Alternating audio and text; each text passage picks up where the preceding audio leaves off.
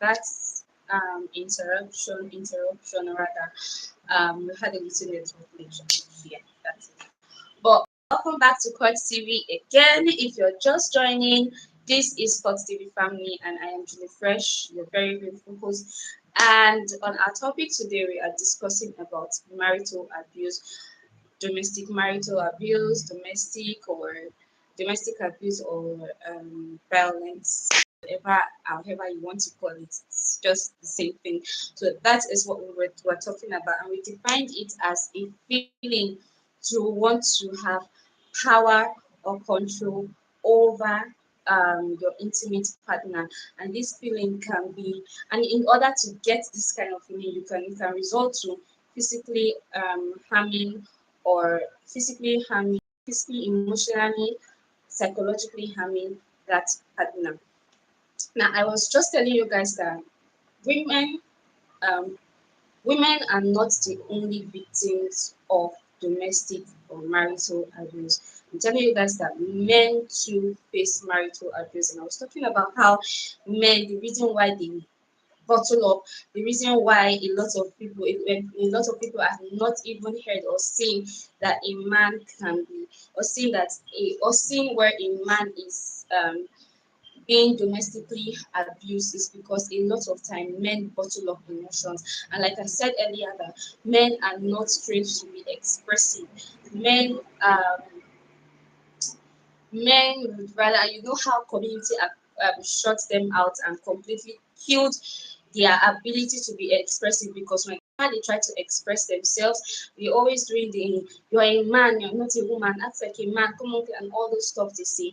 And this have groomed a lot of our men to just bottle up emotions, bottle up feelings. The only thing they can say, the only time you find a man being expressive is when he's telling a woman how he feels about her. Now, when it comes to telling your woman, "Oh, this thing you're doing to me, I don't like it. You're hurting me. You're this, you're that. Oh, this is my wife. My wife slapped me. My wife is punishing me. My wife is abusing me domestically," and all of that. They bottle up because they always think in their head, "What will people say? Will they believe me? Who will believe this story? This is embarrassing. How can I tell my fellow man that my woman is beating me? How can I tell a woman that a fellow woman is beating me, or she's abusing me, or she's violating my rights as a human being? How do I get to tell this person? It's embarrassing now. Let me just bottle it up. I will keep it to end," and all of that. And despite the fact that there are women that are in this table, they are on this table, they are under this category, but a lot of time these are the reasons why men bottle up their feelings, their emotions. This is the reason why they don't get to talk, because they feel like they are men, and reverse should be the case. If there have to be any form of abuse, it should reverse should be the case and not the other way around. And for some men that can't even talk, you just find out that they leave, and then the women will still be the one first to go out and cry for help. "My husband left me, my husband abandoned me." And we, the society, we are quick to judging, because the woman was the first. We always do the what's it called, victim game. We always like to play the victim game. So the first person to come out to complain is right, is the winner, is the victim, and all of that. So the moment the woman will come and say, "My husband left, my husband ran away, the man is a useless man, the man left the children, the man is irresponsible, the man is this, the man is that, the man is," I'm trying my best not to dive into that part of this topic, but this is me just trying to let you people know that, because based on this definition, it didn't just talk about man hitting woman. It says where a partner is seeking to harm the other intimate partner. So it is either the wife is seeking to harm the husband, or the husband is seeking to harm the wife. This is marital abuse. Now let's move on to talking about the types of marital abuse. I just mentioned that we have several types of marital abuse. I just mentioned some of the marital abuse while I was defining marital abuse. And the first on my list is the psychological abuse. This has to do with your mental health. This um this includes name calling, threats, emotional threats, and manipulation, blaming you for the abuse or gaslighting you. This particular type of abuse is they are always trying to manipulate your decision, manipulate you to do things you ordinarily would not want to do.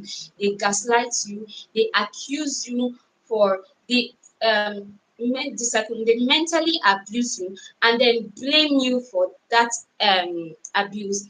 They give you reasons why they are doing this. Oh, if you are not acting like this, I won't be saying this thing. Oh, this thing, you look ugly, you look this. If you are not behaving like this, you want to be, you lost yourself after two children. See how fat and ugly you look. See how shapeless you look. Or if you had decided to keep your body intact, I won't be insulting you. This is your fault. Your mates are out there in the gym working out. You are looking like this. Oh, you are so poor and so broke. You are this, you are that. If you had been going out like every other responsible man looking for better jobs to do, providing for their family, I won't be insulting you. And all those things people do. This is, if you know somebody that does this thing to her husband or to his wife, they are psychologically abusing those men. And these things affects our mental health. Second on our list is coercive control. When an abuser uses a pattern of behavior and behavior over time to exert power and control. This is when they just learn a behavior and they figure that this thing is the only way I can get this person to do what I want. This is coercive abuse, getting you to do things that you don't want to do by force against your own will. They are coercive. The third on my list is the physical abuse. This includes the punching, the hitting, the slaps, the beating, the fighting, the throwing of objects, exchange of and all of those stuff. This they might even restrain you or throw objects. They might pinch you or shove you and chain you, or even this include choking, trying to stop airflow from you, and all those manner of things people do. Tying you to a chair or to a pillar or something, tying your legs, ensuring that you don't move, you don't leave the house, beating you up and locking you in, and all of those things they do.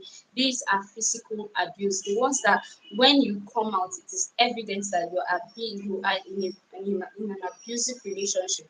But everybody is waiting for you to speak up so they can help you, but they can't because you are not saying anything. So this is the physical abuse, and it is the most common in our society today. Fourthly, rather, we have the cyber or the tech abuse. This is when they begin to send abusive texts demanding access to your device to track you with spyware or share images of you online. They begin to threaten you with, there are times where a couple would want to switch things up in the spirit of being spontaneous and not being spontaneous, being adventurous, exploring your bed and all of that. They decided to like take um make a sex tape and for themselves. And little did you know that this thing would become a problem in the future. They can go as far as threatening you with those tapes, threatening you with pictures of you. Some of them even go as far as physically abusing you, stripping you naked, physically abusing you, and taking pictures of it and threatening to post it online for people to see. And they still come out pretending to be innocent and stuff and still threatening you to keep quiet because if you don't, they will do more. So this is another kind of abuse. Now, fifthly, we have the economic abuse. Now, um, this is quite an interesting one because when I read about it, I was like, economic abuse. What does economy have to do with abuse? But I'm going to share with you. It says controlling your access to money, and it makes sense. These people want to take charge of your life, especially your finances, and thereby when making you solely dependent on them. They feel they feel some sort of uh, the fact that no the fact that you get to they get to demand whether or how you live your life, where you go to and what you need. Just give them some sort of satisfaction. It makes them happy. That's the word. You feel some sort of satisfaction when you are solely dependent on them. So they take over your and you go from being a successful business person. You have a business, you have a life, you have a thriving career, but you are living like a pauper because your husband has full access to your finances. Your wife has full access to your finances. You are struggling. So if you need anything, you go to them. They will determine whether or not it's a need or a want. And sometimes they deprive you of your needs intentionally just to punish you. And for some others, they take charge of your finances just to live an extravagant life, thereby punishing you. They spend your money lavishly without even thinking twice or looking at the aftermath of what they are doing. So this is what it means to economically abuse somebody. You that is feeling like you're in charge of somebody's account, and because the person is small, you can do whatever you want to do and stuff like that. Or the person is not small, you have access to their account, and you are determining whether when the person will need funds, whether or not to give the person funds. You are economically abusing the person. And sixthly, we have sexual abuse. Now, sexual abuse is one that a lot of people do not even know that you can get sexually abused in your marriage. Sex is supposed to be consented. As long as you, as a wife, do not consent to sex, it is sexual abuse, it is rape. As long as the man does not consent to sex, it is rape. You have to both agree. That's why when you go to most families, you will find out that they have sex timetable, times where they should have sex. It's either 3 times a week, or 2 times a week, or 4 times a week. However the case may be, they found a balance so as to not sex starve. Hi, Ikechukwu. How you doing? Hi, Ikechukwu. How are you? Thank you for joining Coach TV family. I am Julie Fresh. Where are you streaming from? So as I was saying, um, Ikechukwu, if you can hear me, if you are a new subscriber, please do want to subscribe to my channel. This is us at Coach TV saying, please subscribe to our channel. Tell your friends about this space. Tell them to come and subscribe to our channel. Let's build a community together. Oh, Enugu. That's nice. I'm currently in Abuja. If you're a new subscriber, please subscribe and let me know when you do so. I can hit the drum rolls for you and officially welcome you to this family. So, Ikechukwu, what do you think about domestic violence? Please do well. Subscribe. Ikechukwu is on his way to subscribe, guys. We're about to usher in another family member. So, as I was saying, people, couples to face sexual abuse, can get sexually abused. A couple, a wife can tell you that, you know how sometimes when you take a case to station, like my husband, in some local police station, you tell them my husband raped me, they'll be like, your husband raped you, madam, a family problem with this, so we need to involve ourselves. Or the man says, it doesn't even make any sense when a man, that's what a lot of people think. How can a man say I was raped? Is it even possible for a man to get raped and all of that? But it is very much possible for a man to get raped as long as he didn't consent to it. It is rape. As long as his wife, your wife, do not consent to it, you raped your wife. She has the right to say no, even though our conjugal vows does not permit you know. But you both can agree, come to an agreement, and then you can work something out. But the moment she says, I am not in it, I don't want it, I don't want to, I don't feel like it, and then you force yourself on her, that is rape. He does not want it. You force yourself on him, or you take his drink or something. So you take his drink or something, that is rape. You have sexually abused your husband, or you put them in a tight position, you manipulate their decision where they don't feel up to it. you manipulate them, pressure them into doing it regardless. Where the woman is just on the bed like a log of wood, or the man is just on the bed like a log of wood. They are crying, they don't want it, but it is happening. That is sexual abuse. And when you are engaging in BDSM, when you know that you like BDSM and the person you're married to doesn't even want it at all, but then again, you always force her to do things she don't want to do. You have made sex difficult, unbearable, and painful for him. You made it painful for her. That is sexual abuse because they do not consent to your pattern of um to your pattern of fulfilling your conjugal, your marital vow. That is sexual abuse. Now let's move on to the signs. If you're just joining me, welcome to Court TV family. I am Jenny Fresh, and please do well to hit the subscribe button. If you haven't done that, hit the subscribe button.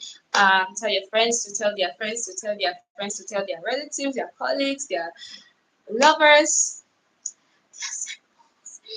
their bosses, they are church members, yeah, gossip partners, whatever, whoever you want to tell, just bring them to this space, bring them to this corner, and yeah, I'll be here to receive them as well and welcome them officially to this family. We have been talking about our topic for today is sexual abuse, and yeah, we defined sexual abuse. We talked about the um we've talked about the types of sexual abuse, and now we're moving on to the signs. How can you identify? uh, Sorry, I've been saying sexual abuse. Oh my God. Marital abuse, domestic abuse. We are moving on to the signs. How to identify domestic abuse. How can you tell that your partner is domestically abusing you? The person is gradually becoming an abuser. How can you tell? How can you identify? Because it is one thing to want to live out. It's another thing. It is one thing to want to enjoy your marriage, and it is another thing to understand and see your partner and to be able to tell when something goes wrong. So now the signs of how to identify um how to know that your partner is domestically abusing you or is gradually becoming a domestic abuser. First thing to know is they become excessively jealous and possessive. They, when you say hello to somebody, they complain that you smile too much. Why have you been greeting men, and no woman? Why have you been greeting women, no man? They become excessively possessive. They want you to, I own you. Where are you going to? I'm going with you. What do you, she's mine, is mine. I want to be there. I have to be there. You can't go with this person. And every time they see you with a woman, they are always trying to mark their territory. They don't care how it affects you, if it's going to embarrass you or not. They just want to always mark their territory and all of those things. So this is the first sign to know that your partner is on the path of becoming a domestic abuser or is a domestic abuser if you haven't even gotten into marriage with the person. These are signs that you should look out for and decide, think very well, think critically if you can manage this person, if you can deal. Think if you, this is the life you want to live for the rest of your existence before you commit to that relationship. Second thing to note is when they when they act sweet, they always tend to act sweet and charming every now and then, and the next minute they become aggressive. Like you're smiling, you guys are joking, the person is being all romantic and stuff, and you're saying they want you to do secrets. I saw a video one time of a girl whom her boyfriend surprised, and I just looked at it and I said, why does this feel like this guy abuses this girl, but she's here for the money. She's enjoying the lavishness, the finance that comes with being, the money that comes with the wealth that comes with being with this person. Why does it feel like that? Because he treated her, it was her birthday, and We decided to surprise her with flowers and cakes and yeah, just stuff like that. And then she was like, "Oh, you said you want to go and chill with your friends later in the day, right?" She said, "Yes, that's the plan. That's what she wants to do for me." I said, "Okay. So today I want you to drive the G wagon." And she said, "No, she doesn't want the G wagon. She wants to drive this other car. I think the car is. I can't. I'm not. I don't know so much about cars, but it's quite big. It can accommodate at least 6, 7 people. Because it's almost like a cinema or something." And it was like, you guys must drive it. I think they're about five, can accommodate like 5, 6 persons. And he said, "No, the G Wagon." She kept insisting, "No, she has to do, baby, it's fine. I will use it." He said, "No, I am giving you an opportunity to drive my G Wagon, my wagon today." She kept saying, "No, I want this one." And he said, "Listen to me, listen to me. Can you just listen to me? I am telling you to do this." You are saying, and then I kept saying, "Go there." And countenance changed. She started acting scared or something like, "I don't want to annoy him now, so he won't beat me up on my birthday or something like that." And she just this was what I noticed though. Someone else might have seen that video and thought otherwise, but that's what I noticed, and I saw quite a number of people that felt the same way too. They just kept saying, "Baby, no, baby, this, baby, that. I'm talking to you, I'm telling you to go take the key." She collected the key and she was like, "Do you really want me to?" "I don't want to." But yeah, and she looked really scared. She did look really scared because this minute he was being sweet and all, and the way he said, "I am when I talk to you, you listen. Don't argue. Don't say otherwise." And then she nodded and went straight to the car, and it just looked really off for me. It's this is a sign to look out for. And if she's here and this is happening to her, or it does this once in a while, this is a call for her. It's a time for you to sit, reflect, and ask yourself questions. If this is the person you want to spend the rest of your life, what if these little things that it does turns out to be a problem in the future? Now they act sweet, they are all nice, they are romantic, they are cuddly, they act so nice towards you. And within a blink of an eye, they are aggressive, they're shouting. "I need you to get inside, get in the car, talk to these people, close the door, go in, give me your phone." I don't know that. Who are you talking to? And all those things they do. That is another sign you should look out for. Thirdly, you should know when they begin to dictate what you'd wear, where you'd be, who you should hang out with. Those are signs. I before now, I hated those. I used to feel like if a man does all of these things to you, it is love. It means he genuinely loves you and he cares for you. But then I realized that it's not love. If you love me, you trust me enough to be able to take care of yourself and to make certain decisions. You'll be able to trust my judgment and all that other stuff. So you can't tell me to always inform me where I am. And then I ended up in a relationship which was not even abusive, but I had a problem with the fact that he doesn't get to tell me where to be and who to hang out with. But every time I am out and I am not with this person, he's literally there with me, just that he's not present, but he's there with me. I don't get an opportunity to actually bond with whoever I am with, male, female, family member. It doesn't matter. He's there with me, but he's not there with me. He's not physically present, he's just there on the phone. So the moment you're not talking, I can't see you. What are you doing? Who are you? Who's that person? You're not talking. I'm talking to you, you're not responding. It's calling up again. WhatsApp messages, video calls, and all that stuff. It just didn't sit right. It didn't sit well with me. uh at some point in my life, at some point I'm not doing this, because if you can be this controlling when we are just dating, imagine what my life would be like when we eventually get married. It means I won't have a life outside the marriage, and these are triggers. You guys need to know these are triggers, because when that time comes and you want to change, you want to start um disagreeing, and you want to take charge of your life. He's telling you, "No, don't go out. I don't want you to go home. I don't want you to do this." And you're there saying, "No, I have to." You're married to me. You're married to me. And oh my God, you can't control me. You can't do. But you saw that coming. You didn't talk about it before. Why is it suddenly becoming a problem now? You felt it was okay back then. So why is it suddenly becoming a problem? These are signs to look out for when they want to test. Oh, I love to black dress. I love to wear black a lot. And black is like my ultimate go-to outfit whenever I have a date and I'm just going out to chill with my friend. Black is a go for me. And let's assume your partner sees you and says, "No, I don't want you to wear black, you wear red." And all the time you wear this.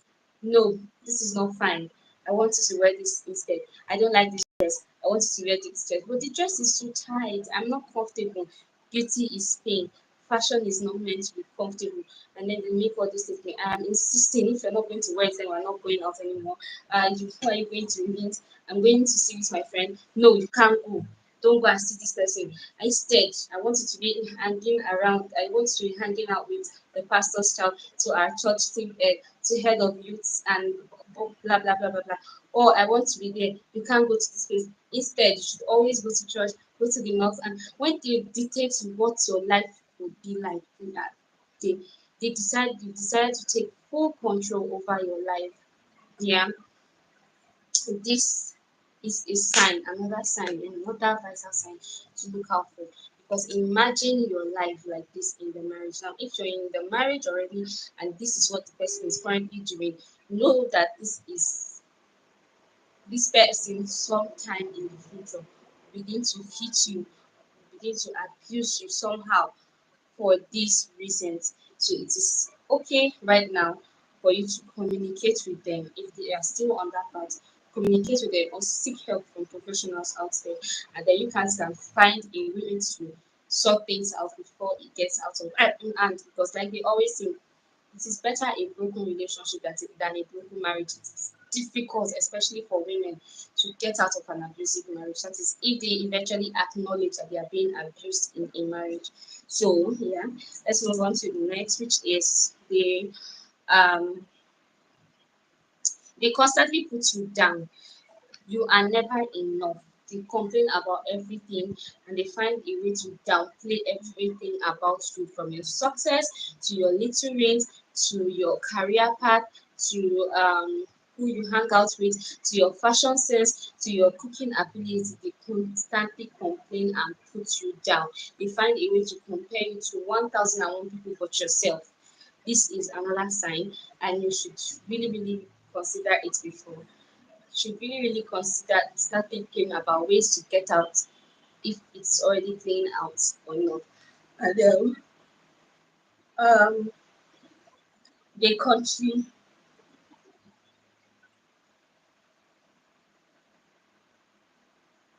they take charge of your finance, your money, and make sure you are solely dependent on them. Like I just already mentioned that earlier when we were talking about the economic abuse, how they take charge of your money.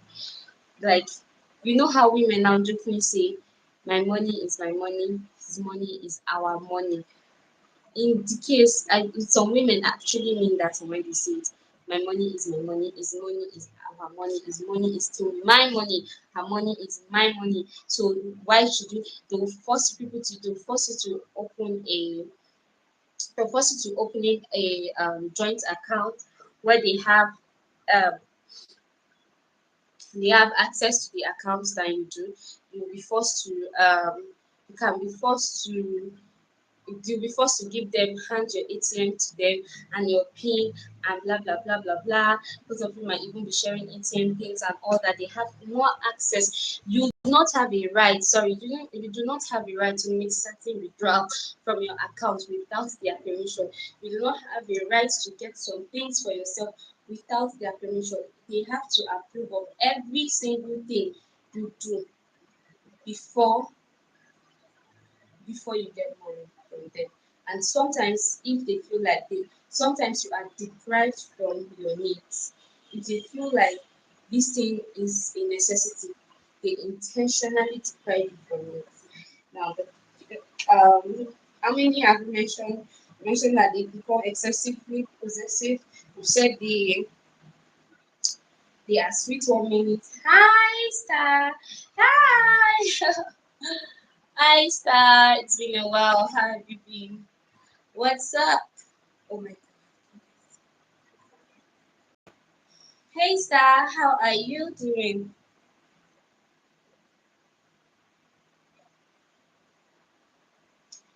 So they force you to have sex even when you don't want to. And see this one came back again. This is where sexual abuse comes in. You are not in the mood. As long as they are in the mood, it has to happen. They don't care. Sometimes they can tell you, you don't have to do the work, I will do the job. But for a man, how can you do the job?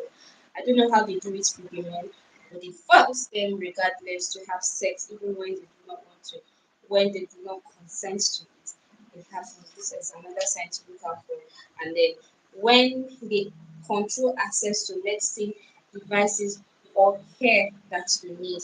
This is where they, like I said, they want you to be solely dependent on them for everything. Now, if you're in a situation where you constantly need a particular medication for something, they will decide whether or not you need them, how often you need them, and how often you need to take them. If it's device, you don't need a laptop, you don't need a phone. What do you need a phone for? What do you need a laptop for?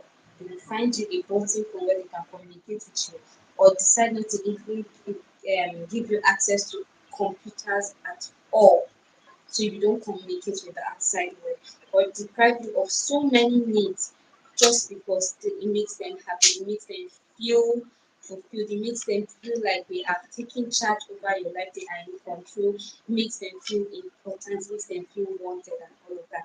And then last but not the least, they use anger and intimidation to threaten and control you. They will always remind you of how they can beat you up, or they will kill you, or if you annoy them, you know that it is detrimental to your existence. To be careful of what you do. You know you are going to annoy me. If you annoy me, I'm going to strangle you, I'm going to kill you, I will lock you up in that room for 3 days and all that stuff. So they threaten and intimidate them at will through anger. Now you've noticed that you begin to walk on eggshell because you do not want to annoy these people. And lastly, they begin to monitor and track your movements. Like I said earlier, you do not have a life outside the marriage. They rarely permit you to do things, and when they eventually do, like I mentioned in my other relationship, they track your movement. They are there with you at all times, but they are not physically present where you are. So these are signs to know that this person is an abuser. This person is domestically, maritally abusing. If you're experiencing any of these signs, just know that you need help. Find someone to talk to and seek professional help. Now, for all of you just joining, welcome once again to Court TV. This is Julie Fresh, and I remain your beautiful host here on Court TV. Today, we are talking about marital issues and just, talking about a lot of them. I know me, I'm always bringing my personal experiences. Not that I've experienced, I've never been married, and to the glory of God, I'm not from a family where um, my parents were not abusive, rather, and my siblings that are married are not domestically abused. All of them, both the male and the female. So thank God for that. But then again, I have watched, I have seen a whole lot of marital abuse. I've watched my relative abuse his wife on a regular, and I've watched my neighbor abuse her husband until recent until recently he got married to another woman and he moved out of the house. So I have seen this downplay. My neighbor and my relative, this was when I was still in primary school. I was barely I was barely a teenager when we moved to where we came to when we moved from the place where we were to the new place, and I started seeing this thing, and I watched it. At growing up, it was fun for me. Whenever they begin to fight my neighbor, it just makes me laugh. It was fun to watch. And then whenever my uncle started beating his wife, it's something I loved to watch as a child. And somehow it just made me feel bad. I usually feel bad when it is my uncle to his wife. but it makes me laugh when it is my neighbor to her husband, until I became more matured and I understood this thing. And then I know that nobody deserves to be embarrassed like that. Nobody deserves to be beaten up like a child. No child even deserves to be beaten up like an animal. Nobody deserves to be treated inhumanely. So that is why I've decided to talk about this one so everybody will know that men too can get abused. Now, what are the reasons why people do not, those who are victims of abuse, find it difficult to live? My number one reason, there are a lot of reasons, but there is no justifiable reason as to why a victim of abuse wouldn't want to leave. But a lot of time they give us a lot of reasons why they don't want to leave. But the first thing to note is the first reason I wrote down is fear, fear of the unknown. Uh, what if I leave? How am I going to live? What if it catches me when I am trying to leave? What if it sends somebody to trace me, to trail me to my location and bring me back? What if it kills me immediately it finds me? What if it kills me whilst I am trying to live and all that stuff? What's going to happen after? How am I going to survive? That is one of the reasons why a lot of them do not leave. They are always complaining and talking, and they would rather sit. Second thing on my list is society. Society plays a vital role in domestic violence. They are the reason why a lot of times a lot of people cannot live abusive relationships. And now this is because we we are very good at judging people. The society is very judgmental when it comes to things like this. Rather than looking for solution, everybody is judging. Why would you leave? Are you the only person it's happening to? It is happening to this person, the person is staying. How can you leave your home? For whom? You will leave your you left your home and your children. What's going to happen to them after? Who is going to look out for them? Who is going to take care of them? How will they survive? Do you think what did you not think of the aftermath of your leaving the marriage? Do you not think of this? Did you not think of that? And all manner of things they say. So a lot of people, this still boils down to fear, because while they are scared of leaving the marriage, they are also scared of the society. What the society will say, what will people say, what will my family say, what will my villagers say, what is this? Some people can even go as far as saying it has never happened in my family before, that's never happened in my community before. I cannot be the first. It will not happen to me. Why would I be the first person to leave my husband because he's beating me? And all these other reasons. Now, the third on my list is religion. Religion also plays a vital role to the reason why a lot of women do not women, a lot of victims do not leave their home because they are also thinking the Bible does not support grounds for divorce. The only ground for divorce and separation is death. So I have to stay there. Even if I leave, it still goes down to society. What will my church members say? Some churches even condemn you before you are condemned by God. Some churches will condemn the act and tell you to endure, keep praying, and so when you eventually walk out, they will ensure that they make you leave the church because according to them, you do not it is not a good you didn't do a good thing, you're not setting a good example. You're telling others that they can walk out of marriage whenever they want. The Bible does not support grounds for divorce. The only grounds for divorce is the only grounds for separation, according to the Bible, is death. And I don't know about the Islam and other religion. This is not just talking about Christianity. And this is the reason why a lot of people manage, a lot of people endure, a lot of people endure domestic violence, marital abuse, because they don't know, they do not want to, especially those church heads and the rest, those that their parents are pastors, they are leaders in church, they are elders, they are deacons and deaconess, prophets and prophetess and the rest. They do not want to disappoint. What will my church members say? What will their church members say? How will I be able to preach when I am a divorcee? I can't leave. But how will I be able to go to the altar as a man to preach and tell my church members that I am being abused by my wife, and I want to leave. What would they say? And all of these things. These are reasons why a lot of people do not leave abuse. Fourthly, finance. Uh, finance will also play an important role because some people,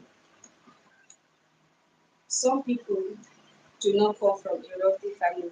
Now they are married into this family that is wealthy, the man is okay and all of that, and the man has complete control over your finances in some cases. In other cases, some who love money, like oh, we will totally say it's better I cry in a Range Rover in a J Wagon than I am smiling and drinking Gary. Can't remember how they usually say it online and all this stuff. So some people would rather stay there. It's better the man beats me, gives me a slap today and buys me an iPhone 20, slaps me tomorrow, buys me if she hits me, she'll buy me a Range Rover Sport, touches me, he'll buy me a private jet and all that. So it is okay as long as he's apologizing with gifts and all of that. It is okay. While others is what will my life be like when I walk out of this marriage? How will I be able to survive? I don't have access. This person, I am solely dependent on this person. Where will I start from? Everybody knows me. I've enjoyed the flashy life or not. I am not from this thing. I am that. I am that. I start to lose a lot. My family will disown me if this happens, if that happens. So what am I going to do? What will this be? What will happen to this after this happens? A whole lot of reasons, people give as to why they cannot live because they don't know how they are going to survive when they leave. What would life be like? How will I start getting? How will I look for a job? Where will I get a job? How will I transform myself? How can I start a business? My business will suffer. This will that will this, and so many other reasons people give as to why they cannot because of finance. So many other things it boils down to finance. This is why they cannot live. They have to manage. Now, lastly, is children. Children play vital roles in our homes. If you check 99% of people, if you ask them to leave, they are always looking at considering children. What will happen to my children? My husband will want to fight. My wife will want custody. Oh, I want full custody. What will happen to the children? If I leave, what will happen to children? How will I break the news to my children? How will I explain to my children that this is this, that is that, and all that stuff? What will I do? How can this happen? A lot of reasons they give still goes down to children. Children. It is more difficult when children are involved. I don't want my children to grow like that. I don't want to be a single mother. I don't want to be a single father. I don't this, I don't that, I don't that, I don't that. But whilst we are here waiting for that to happen, it can get bad. Have you also thought about what will happen to the children if you die? Have you thought about what will happen to the children if you lose one part of your body? Say you lose your eye, you lose your ear, you become, you have a scar, you are at the point of death, you struggle for your life. Have you thought of the emotional and psychological effects it will have on those children? While you're thinking, oh, you don't want to put them through emotional and psychological stress, and you don't want them to feel bad that you're being separated from their father or mother. Have you also thought of what will happen to them if they get to witness this thing happening? So whilst you are thinking of all these things, let us also think of the aftermath of our decisions. Now, let us talk about effects. The effects of um, domestic abuse. It causes low self-esteem. A lot of things that we've been talking about so comes down to low self-esteem. It causes low self. It leads to low self-esteem. It makes you feel worthless. It makes you feel like you are not good enough. It makes you feel less human. It just it brings you down completely. You can't talk in public. You are always in your shell. You don't act like a man that you should be or a woman that you ought to be. You're always quiet. It's like we often talk call it, we do like mumu sometimes, always acting somehow. This is how marital abuse can affect you. It affects you psychologically. There are times it affects you mentally, psychologically. When you are always scared, you are always your reflex is active. Your reflex is active. You are ready to. You are always defensive in your head. You can sit. You can't even sleep because it is now a trauma. You develop psychological trauma through this abuse. You are sleeping, you're dreaming of him hitting your heart, hitting you. Sometimes you wake up screaming, sometimes you're jerking and you're always shouting, no, don't hit me, don't touch me. You are in public and someone's trying to embrace you. Hey, don't touch me. No, don't hug me because you perceive people to be aggressive. It has become a part of you. And instead of it um to make you vulnerable, you've grown to become defensive. Before someone speaks, you are ready to attack. You are ready to this, you're ready to that. Another effect is it's it can lead to health issues. This is for some people. I know somebody sometime last year, the woman is a victim of domestic violence, and there was one time her husband actually she was involved in a fight with her husband. This man beat her to the point where she passed out. This woman currently cannot hear because he beat I think he slapped her or something, but the thing affected her eardrum and it busted. This was last year. This woman currently cannot hear. This is how it affects our health. They beat miscarriages, they can beat babies out of your body, they can cause a man to be infertile because of how much things they throw at him and how much they punch him and things they do to the man. They can a lot. It causes a lot of health issues, permanent health issues, temporal health issues. It causes it, and then fourthly, it it creates room for hate because a lot of times we don't talk but we expect people to know. And if we expect people to know, and if we're feeling like they know or they can see, so they ought to know, and they are not acting, it means this creates room for hate. Why did you stop me? Why did you not stop me when, especially for those people that ask questions before they were getting married? Why did you not stop me before I got married, before getting married? I asked you about this. Why did you not do this? Why did you not do that? And all of that. Fifthly, it leads to death. We've lost a lot of life due to domestic abuse. A lot of people do not get to survive domestic abuse. So it leads to death. It leads to death. It leads to health, permanent severe health issues, health challenge, and yeah, I would mention that it also can cause trauma on the children. Now imagine your children always watching your father, your husband beating you, or your wife beating you. These children will grow up either hating men or hating women. My cousin is currently at the point in her life where she hates men. She will tell me my relationship does not work because me, I don't want any man to control me. I am not my mother. She is ready, she's defensive. Before you say Jack, she's active. She has decided that she has decided that she will never be vulnerable. And I keep praying to God that she doesn't end up single. And I'm praying to God. We're trying to talk to her, we're trying to ensure that she's getting the right help that she needs. But these are the effects. It does not just affect the parents, it affects the children too. Some children grow up with this trauma and they turn out to be terrible persons in the future.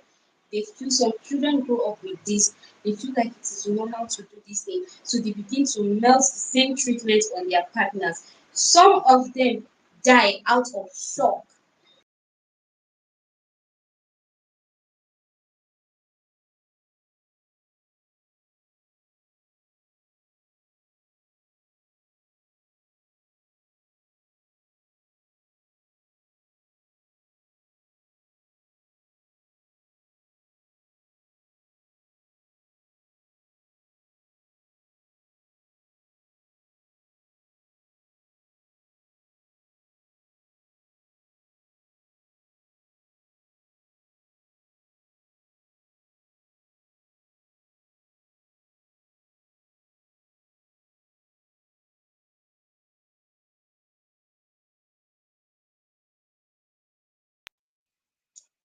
Welcome back, guys. I'm so sorry again for that interruption.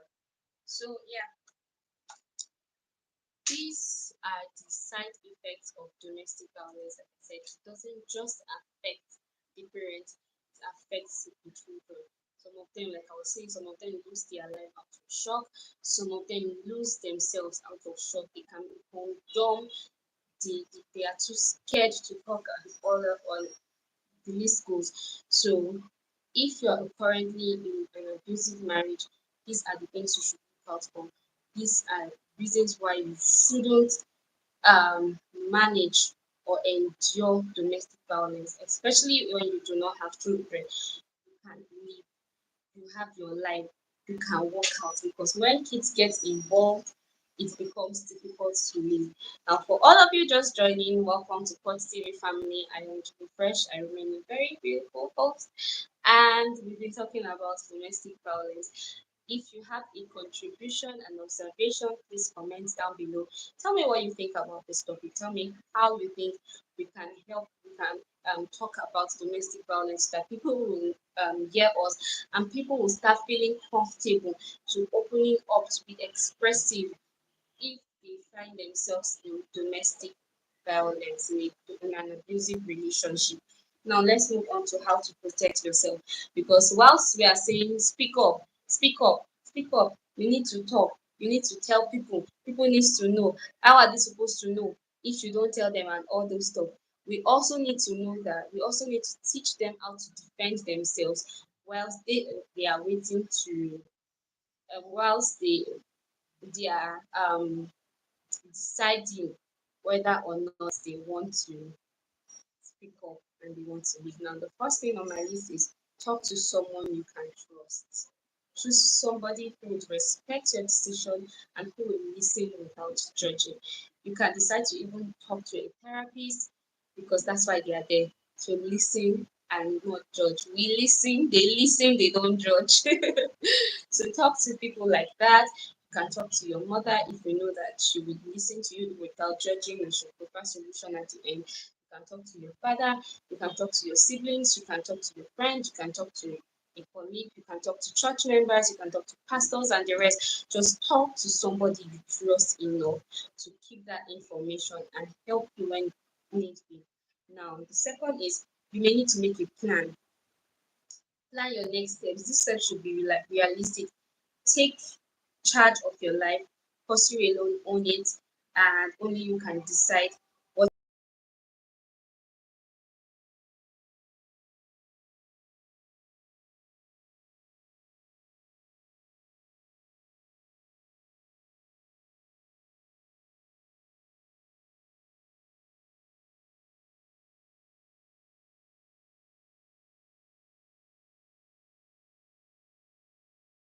plan, whether or not you want to live.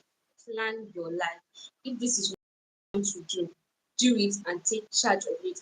Do not give room for domestic violence. You can still stay in that marriage and still control how you can still stay in that marriage, in that relationship, and have control over the marriage.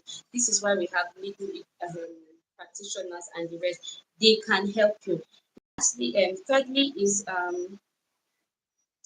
find a place or room you can run to in case of emergency, and what and and look for things to pick for you. You can decide that my bedroom is the safest place I can go to. It doesn't have access to that room. So whenever I know that he's angry and he's trying to beat me, instead of always trying to protect yourself and just feel like can you tell your body to pounce on you whenever, find a place to run. If it's an hotel outside the house, always go there, relax until they are calm, then take time, then you can go back. Do not make your body a punching bag. Do not give people privilege to mess with your body and treat you the way they want to. Find a plan and always have things. You can even decide to get a particular room outside your house where you can go to. Have supplies there. Something private, nobody knows about it. Even if it's a hotel, a shortlet or something, just make sure find a house to rent. Rent an apartment there. Have some provision, food stuff and some supplies there. So when anything happen, always be at alert. Always ensure that if this thing is going to find a way to make a strategic move to a door or window that you know you can easily run to. Find a door so that if he comes at you or she comes at you, you can easily access those doors and run, go to that place, stay there for a while.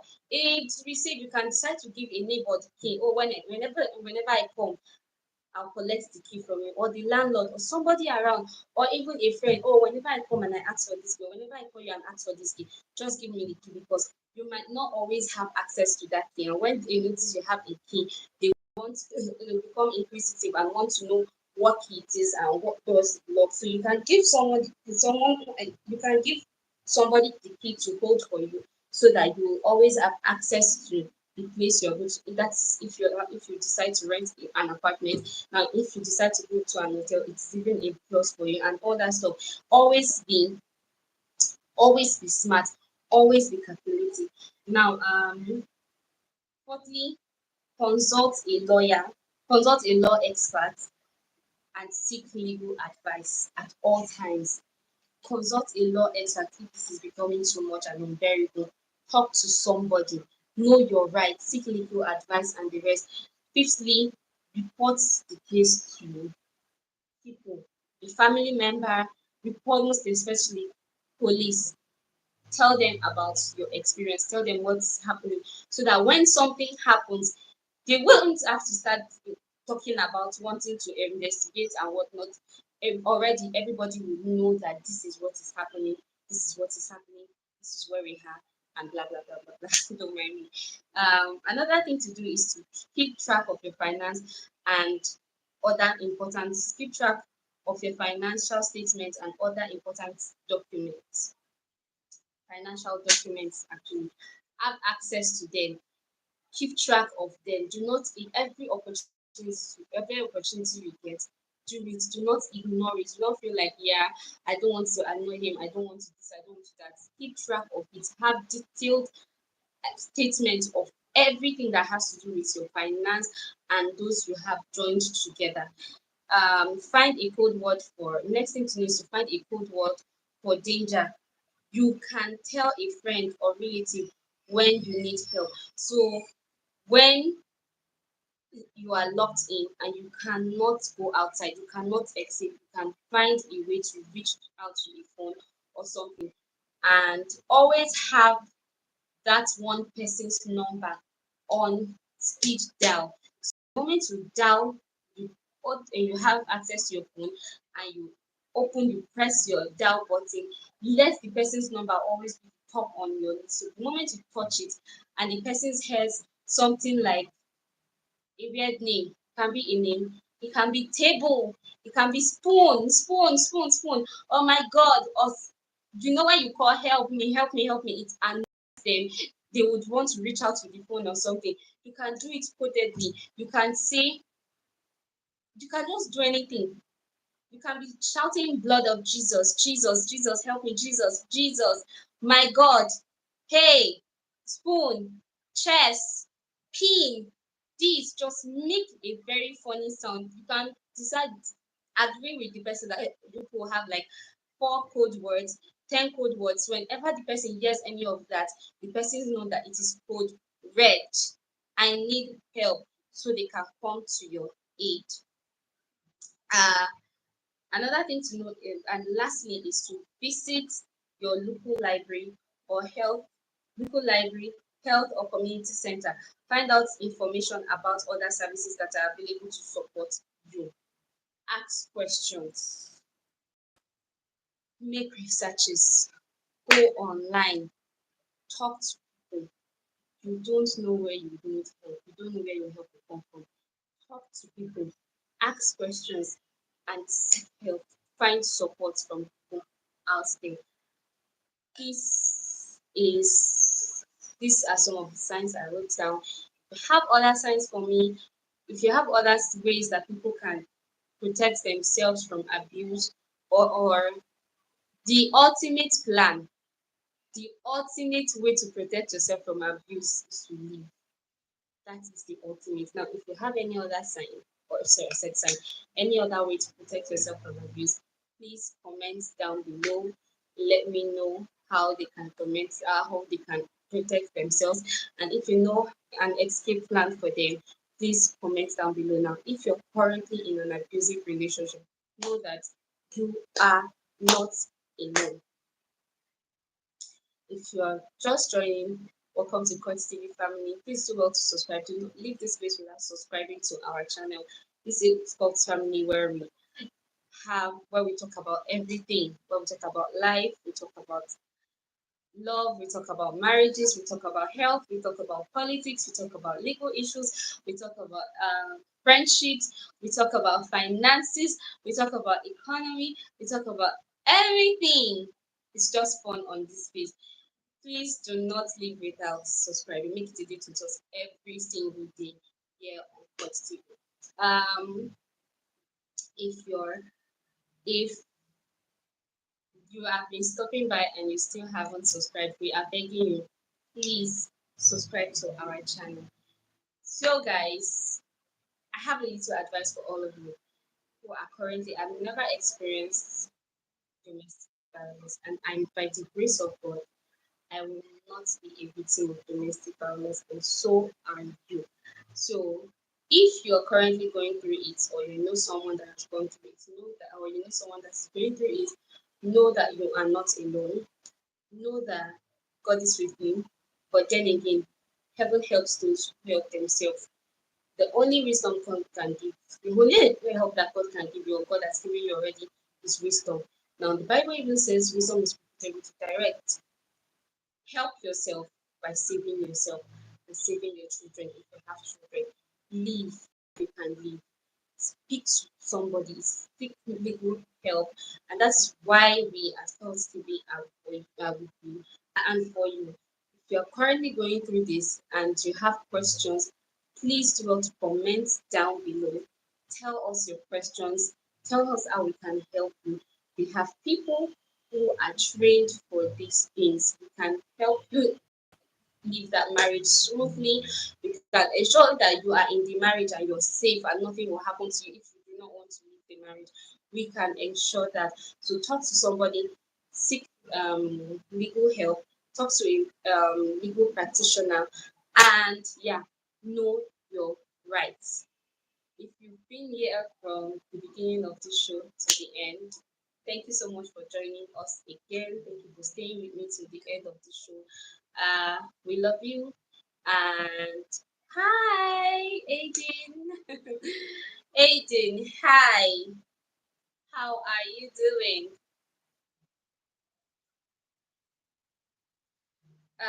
Like I said, if you've been here to the end, know that we love you. And thank you for staying with us to the end of this topic. Note that every topic we get to talk about is one that we are certain it will help. I am eating dinner while watching you. Oh, oh, nice. So, is this you saying come and join me, or you're just telling me so I'll celebrate? So, it's dinner time already over there. It's currently afternoon here in Nigeria, and I'm sure everyone is having lunch, or almost everybody is having lunch right now. But I'm glad you stopped by, and I hope I was able to entertain you again, Aiden.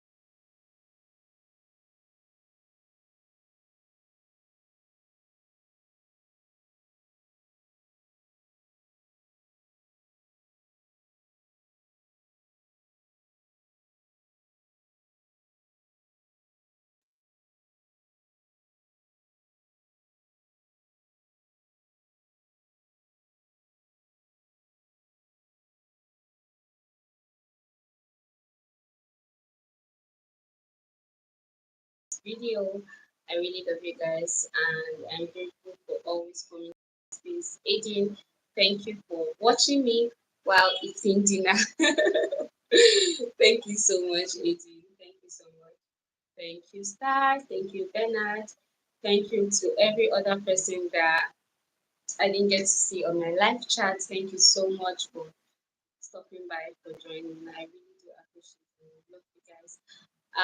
Please do not forget to share our link, tell your friends about us, share our videos, comment down below, subscribe if you haven't subscribed, and know that we love you from this place. From this place is always love and light.